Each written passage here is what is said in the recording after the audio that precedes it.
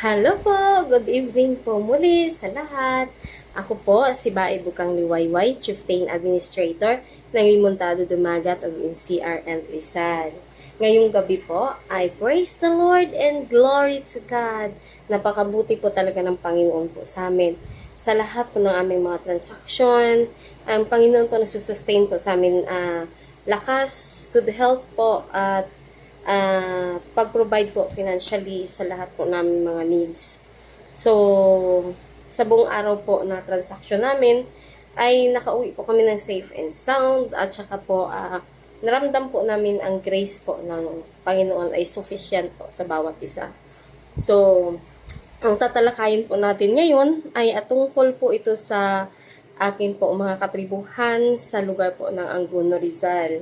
Ngayon po, pangatlo na po yan na demolition ang ginawa po nila.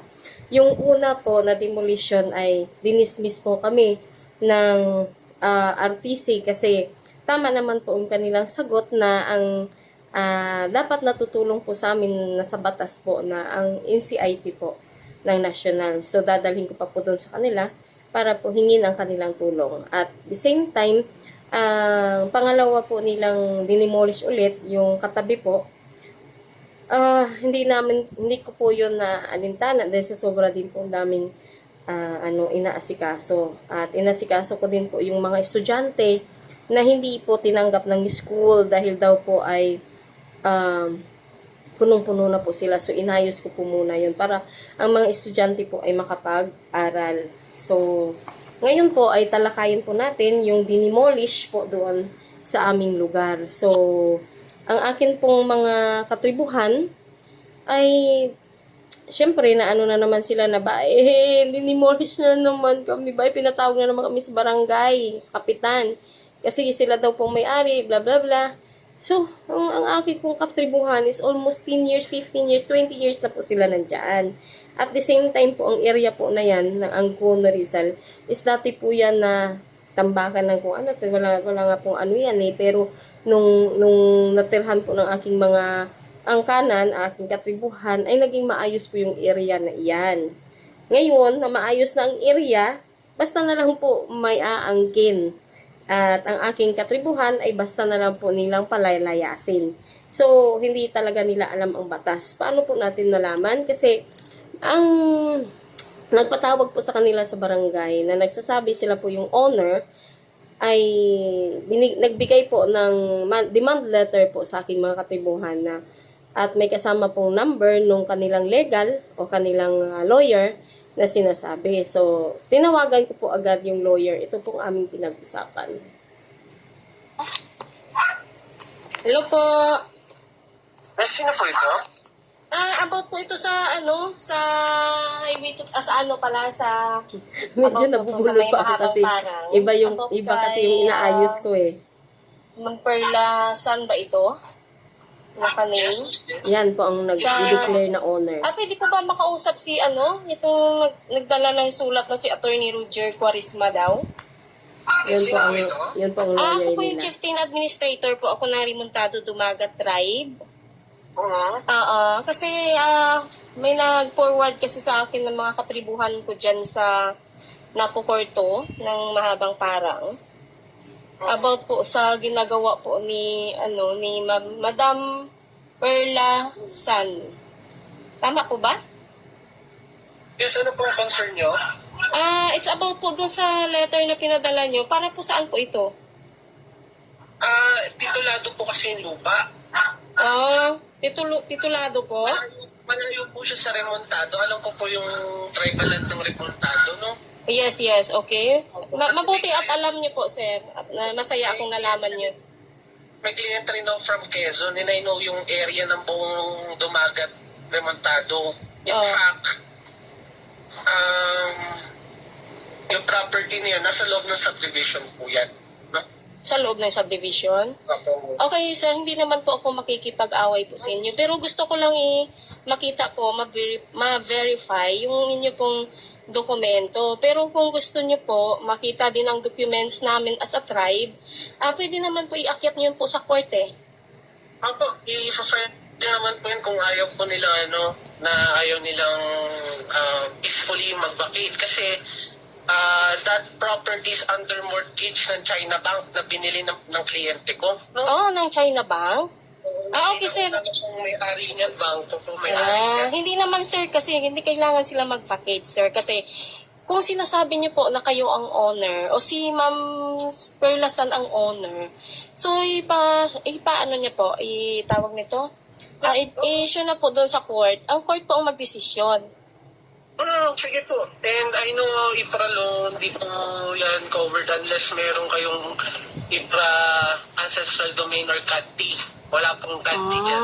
Sige lang, sir, ipaabot mo lang sa korte kasi sasagutin lang po namin yang ayon po sa sinasabi niyo po. Tama naman po yan is a CAD-D from the NCIP.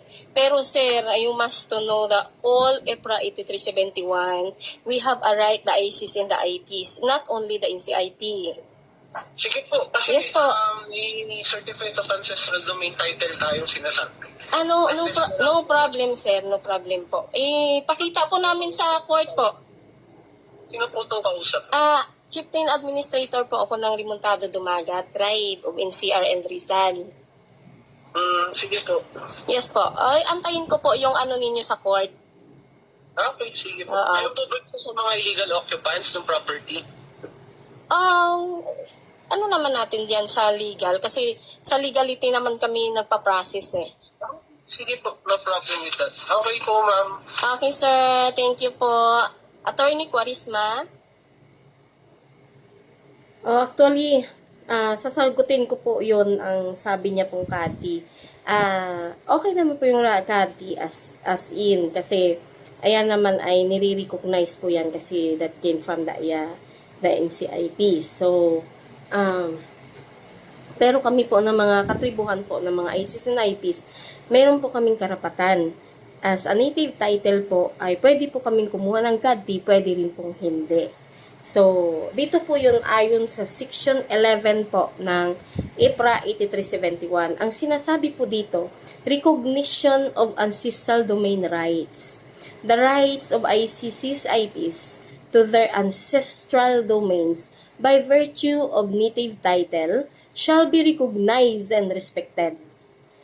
Formal recognition when solicited by ICs, IPs concerned, mga katutubo, shall be embodied in a certificate of ancestral domain title or CAD-D, which shall recognize the title of the concerned ICs, IPs over the territories identified and delineated. So, ibig po sabihin yan, embodied po, ibig sabihin, sa lugar po ng ancestral domain po, kumbaga yung buhay po namin, nakakonect na po dyan sa lugar na yan. O yung mga memories namin, o yung connected po sa mga kaninunuan namin, is naka-asilyo na po dyan. Kumbaga, embodied po kami sa aming ancestral domain. Yun po ang ibig sabihin nun. So, hindi ibig po sabihin na magkaroon ka po ng CAD-D ay may karapatan ka na po mag-demolish ng mga katribuhan. Hindi po pwede mo i-force ang tao na mag-peaceful demolish o peaceful vacate. Ganun po ba yun? Peaceful vacate. So, yun po ba yun ang lambot na salita po ba para sa inyo? Peaceful vacate. So, yun ang ibig mo sabihin.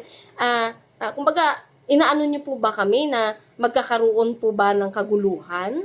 Magkakaroon po ba ng sakitan? O sasaktan nyo po ba ang bawat isa? Kasi, you mean is the peaceful vacate. So, what you mean? Kung hindi po ba magbabakate po ang mga katribuhan, ay may mangyayaring hindi maganda? Yan ang mali kasi sa gobyerno, no? Na nakaposisyon po, lalo po sa NCIP. Number 1 po, honey. Pag kayo ang nag-provide ng CAD-D, you must to teach them kung paano gamitin ang CAD-D. Para saan ang CAD-D? Hindi po yan ang CAD-D binibigay sa kung kani-kanino lang para ang katribuhan ay kanilang palalayasin for seeing peaceful vacate. Hindi po yon. Dapat po inaalam po nila ang ibig sabihin po ng CADT. Hindi po ibig sabihin na nakakuha po sila ng CADT dyan po sa NCIP na yan, na kahit na kayo ay hindi taga dito at hindi kayo katribuhan dito at hindi kayo isa sa nagmamay-ari dito, may karapatan na kayo magpalayas ng mga katribuhan dito. Sana po ay buksan niyo pong utak niyo. Buksan niyo pong isip ninyo. Ano ibig sabihin ng CADT? Sino nagmamay-ari ng lupa? Ha? Hindi ibig sabihin, sasabihin mo, you are discriminating sa aking mga katribuhan. Illegal? Sabi mo, mga illegal, ano sila? Mga illegal, settler? Mga illegal, sila na nagtayo dyan? Mga illegal ang tawag nyo sa aking mga katribuhan. Bakit? Sino ba kayo? Nagkaroon lang kayo ng CADT para came from the NCIP?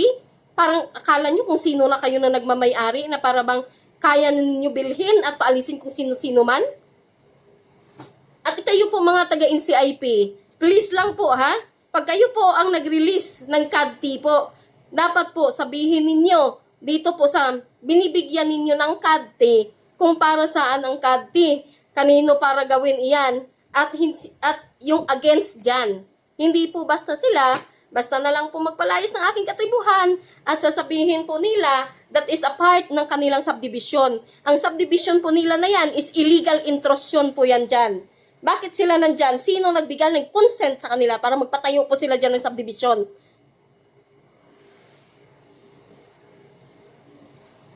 Ganun na lang po ba ang buhay naming mga katribuhan?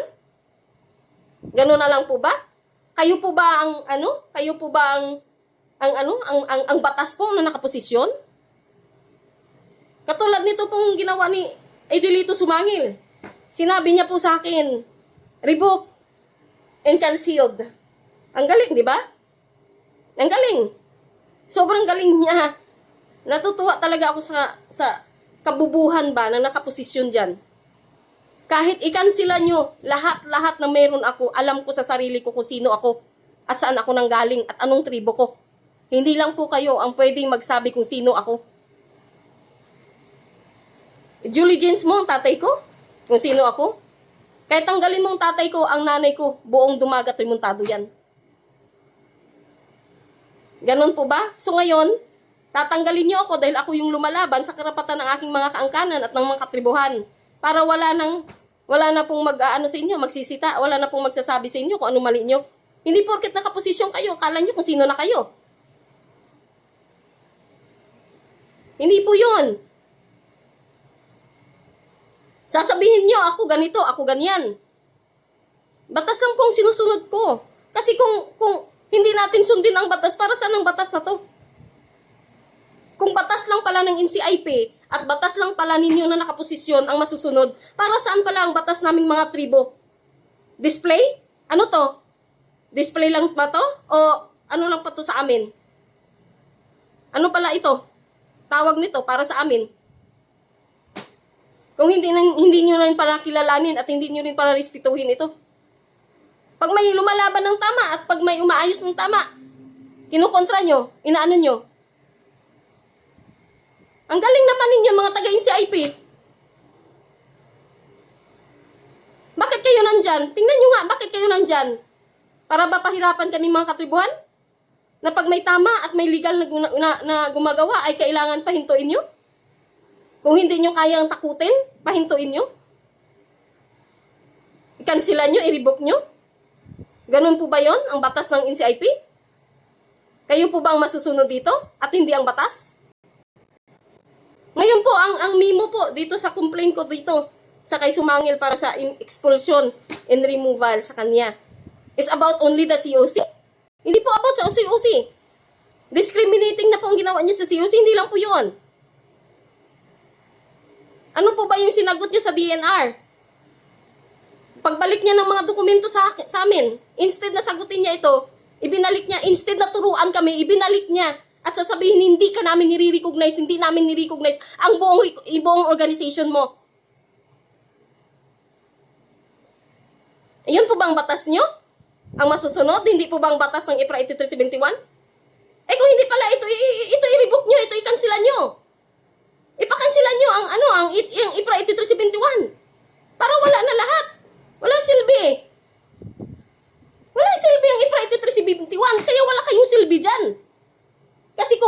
8371, hindi nyo susundin, walang silbi ito, para saan nandyan kayo? Kahit wala kayo, nandito kami pa rin mga katribuhan. Mas maigi pa nga wala kayo eh.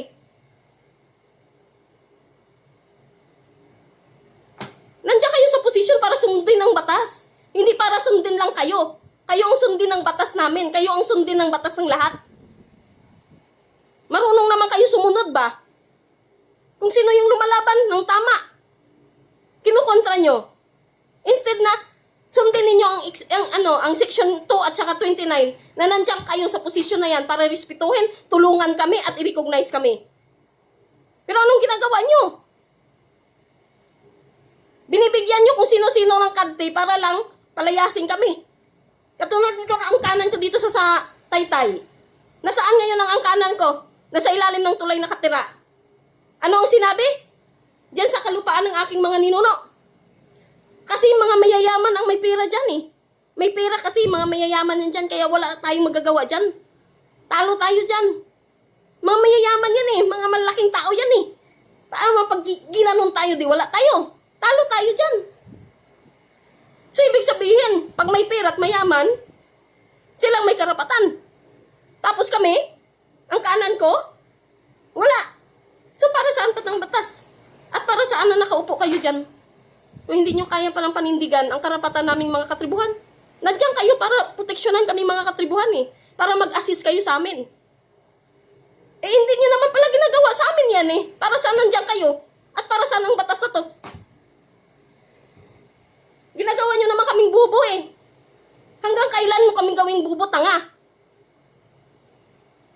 Akala ko bang National NCIP ay katuwang namin? Ano to, kalukuhan lang pala?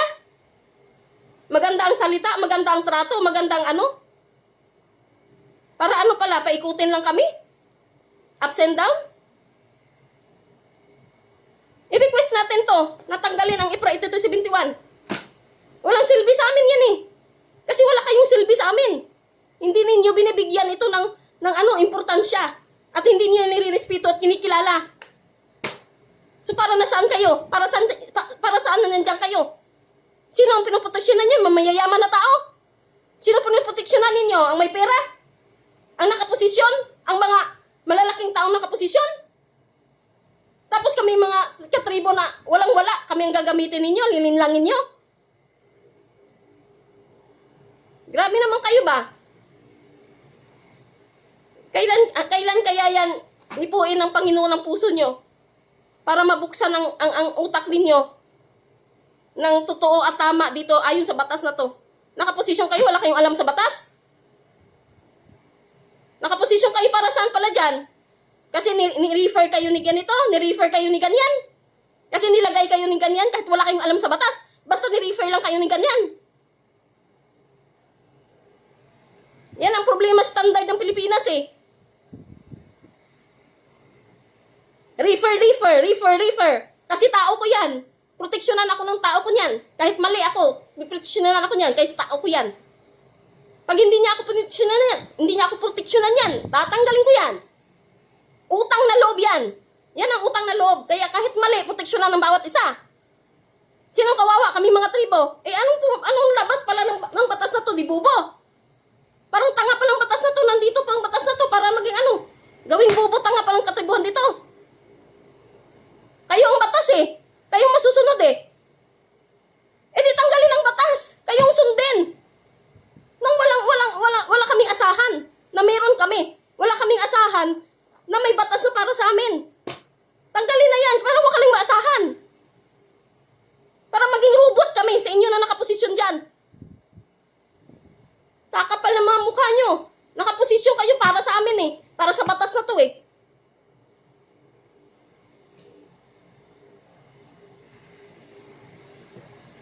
Ako, wala akong problema eh. Kaya lang, ang kanan ko nandyan eh, sa ilalim ng tulay. Nandyan sa tulay, nakahiga. Natutulog. Kasi mayayaman na tao ang nandyan, may kadti.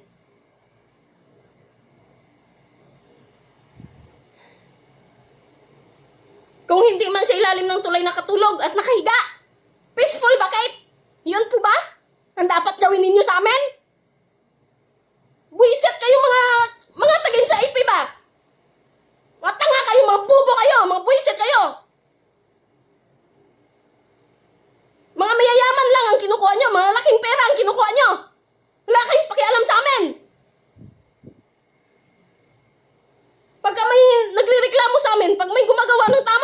ng para sa amin. Kinukontra nyo, ginagawa nyo ng hindi maganda. Kung ayaw ninyo kami mag-ingay, ang ayaw ninyo kami magalit sa inyo, ayusin nyo. Ibigay nyo yung nararapat sa amin kasi ang amin na dito, kinukuha lang namin karapatan namin na matagal nyo nang pinagkait. 3 na sa angkana namin mula pa sa lolo namin ang namatay dahil sa pinagkakait ninyong karapatan namin.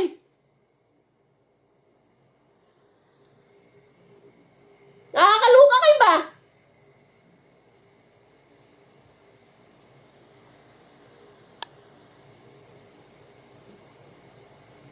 Hindi nyo nararamdaman na nararamdaman ko na makita ko ang mga lolo't lola na halos hindi na makatayo pero nasa ilalim ng tulay natutulog.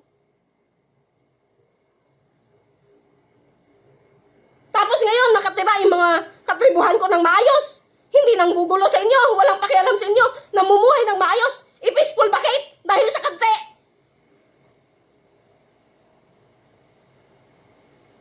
Para saan kayo nangatagin sa IP?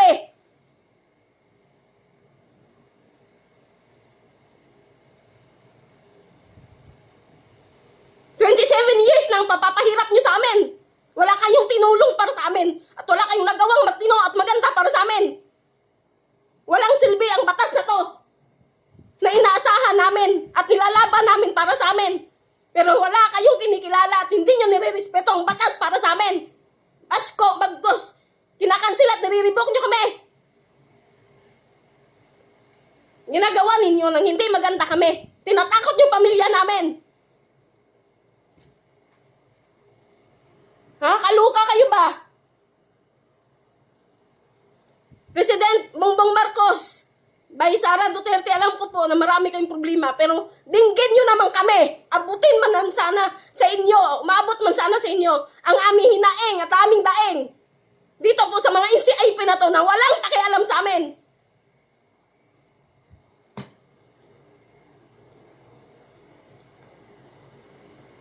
Nakakagigil ba? Bibigay kayo ng kante sa kung kanino lang na may pera at mayayaman para i-peaceful bagay ang aking mga katibuhan. Kukunan ng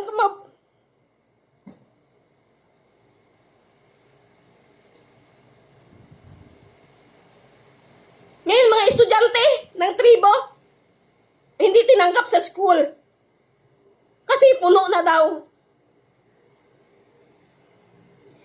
Hindi lang mga senior namin, mga matatanda namin kinukunan ninyo ng karapatan. Pati mga estudyante namin kinukunan ninyo. Para saan ang batas na to? Para saan to? At para saan nandyan kayo? Na hindi kayo marunong rumispeto at mag-recognize at hindi ninyo kayo marunong sumunod sa batas. Ang batas lamang na alam ninyo sa pansarili ninyo, yun lang ang inyo. Pero ang batas naming mga tribo na nandyan kayo ng dahil lang dyan, eh hindi nyo kayang sundin at hindi nyo alam.